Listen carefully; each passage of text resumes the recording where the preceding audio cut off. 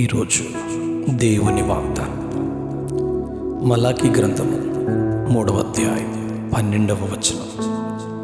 అన్యజనులందరూ మిమ్మును ధన్యులు అందరు. అన్యజనులందరూ మిమ్మును ధన్యులు అందరు. అప్పుడు ఆనందకరమైన దేశములో మీరు నివసింతురు గనుక అన్యజనులందరూ మిమ్మును ధన్యులందురని సైన్యములకు అధిపతియగు యెహోవా సెలవిచ్చుచున్నాడు. పాత నిబంధన గ్రంథంలోని ప్రవక్తలలో చిన్నవాడైన చివరివాడైన మలాకి ఈ ప్రవచనాన్ని ప్రవచిస్తున్నాడు. ఈ ప్రవచనంలోని సత్యమును మనం ధ్యానించే ముందు మీతో చిన్న మనవి. దేవుని వాక్యంలో చెప్పబడిన వాగ్దానమునకు ముందుగా షరతును దేవుడు పొందుపరుస్తారు. దానిని అనగా షరతును మనం గుర్తించకపోతే వాగ్దానం నెరవేరుటను మనం గమనించలేము. ఈ వాగ్దానమునకు అనగా అన్యజనులందరూ మిమ్మల్ని ధన్యులు అందురని చెప్పబడిన మాట నెరవేర్పును చూడాలి అంటే, పొందాలి అంటే, అనుభవించాలి అంటే షరతును గమనించాలి. గమనిందామా? మలాకి గ్రంథం 3వ అధ్యాయం 10వ వచనంలో, నా మందిరంలో ఆహారముండునట్లు 10వ భాగం అంతయు మీరు నా మందిరపు నిధిలోనికి తీసుకుని రండి. దీన్ని చేసి మీరు నన్ను శోధించిన యెడల నేను ఆకాశపు వాకిండ్లను విప్పి పట్టజాలనంత విస్తారముగా దీవెనలు కుమ్మరించదనని సైన్యములకు అధిపతియగు యెహోవా సెలవిచ్చుచున్నాడు. మీ పంటలను తినివేయు పురుగులను నేను గద్దించెదను. అవి మీ భూ పంటను నాశనము చేయువు. మీ ద్రాక్ష చెట్లు అకాల ఫలములను రాల్పకయుండునని సైన్యములకు అధిపతియగు యెహోవా సెలవిచ్చుచున్నాడని చెప్పబడింది. 10వ భాగం అనగా మన సంపాదనలో 10వ భాగమును దేవుని వాక్య ప్రకారము నెరవేర్చగలిగితే ఆకాశపు వాకిండ్లు విప్పి పట్టజాలని దీవెనలు కుమ్మరిస్తానని ప్రభువు వాగ్దానం చేస్తున్నారు. పురుగులు పంటలను పాడు చేయవని, భూమి పంట నాశనం కాదని, ద్రాక్ష పంట దిగుబడి వచ్చు వరకు నిలుచునని ప్రభువు చెప్పిన మాట నెరవేరుట ప్రజలు, నీ పొరుగువారు, నిన్ను గమనిస్తున్నవారు చూచినప్పుడు తప్పక వారు ధన్యులని అంటారు. కొన్ని వచనాల ద్వారా సంభవాలను, నెరవేర్పులను చూద్దామా? కీర్తనలు 72వ కీర్తన 17వ వచనంలో, అతని పేరు నిత్యము నిలుచును, అతని నామము సూర్యుడున్నంత కాలము చిగుర్చుచుండును.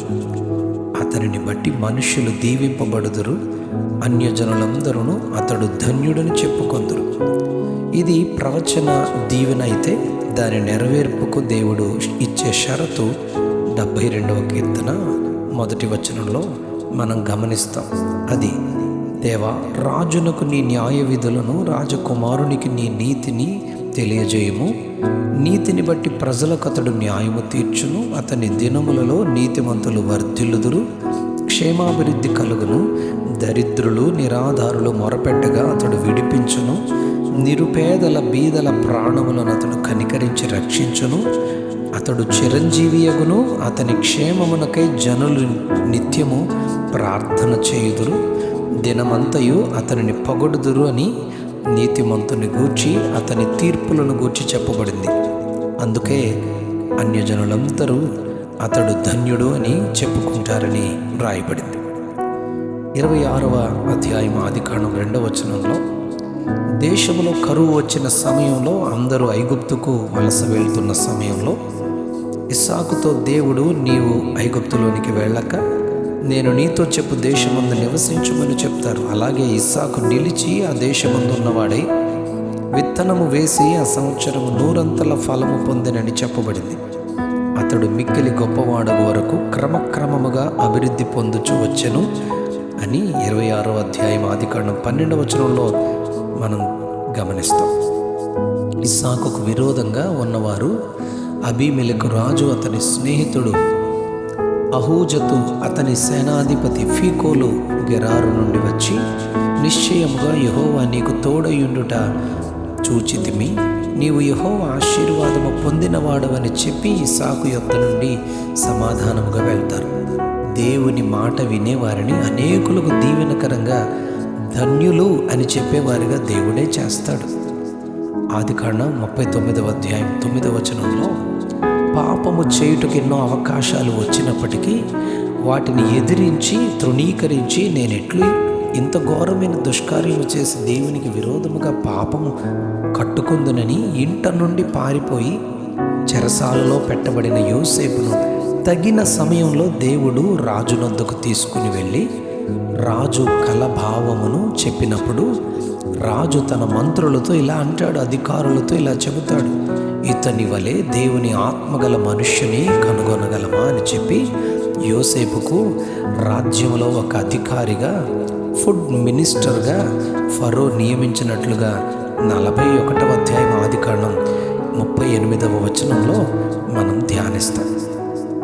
128వ కీర్తనంతా మనం గమనిస్తే, యెహోవా యందు భయభక్తులు కలిగి ఆయన త్రోవల యందు నడుచు వారందరూ ధన్యులు అని మన చుట్టూ ఉండువారు చెబుతారు.